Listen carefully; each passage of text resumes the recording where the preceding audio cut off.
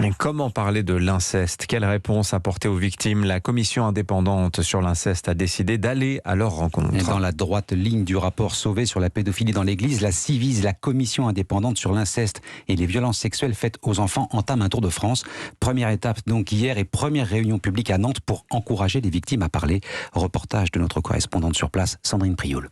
Mesdames et messieurs, nous pensons que parmi vous sont présents des personnes qui ont été victimes de violences sexuelles dans leur enfance. Nous vous croyons. Des victimes, des témoins, des aidants venus par dizaines libérer leurs mots comme on ouvre un robinet. La parole est crue, le père, le frère devenus violeurs à répétition. L'effet cathartique est immédiat pour Sylvie, 13 ans d'une enfance détruite dans le huis clos familial.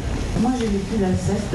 Aujourd'hui je commence à... D'avoir déjà parlé comme ça, parce que c'est la première fois, j'ai la gorge toujours serrée, je tremble toujours. Et je me rends compte que je me réveille au bout de 30 ans d'avoir vécu ça. C'était tellement bloqué au fond de moi, il fallait que ça sorte et je ne pouvais plus. Pendant 2 heures, la parole est cette fois écoutée. La commission et son président Édouard Durand promettent que plus jamais elle ne sera remise en doute. Toute la société a vu que ce mouvement qui était souterrain est sorti et s'est exprimé d'une manière extrêmement massive et il nous fallait franchir ce pas supplémentaire en nous déplaçant à la rencontre des personnes victimes. Mais cet ancien juge pour enfants sait surtout qu'il fait naître ici des attentes fortes auxquelles il faudra vite répondre. Nantes, Sandrine Prioul, Europe 1.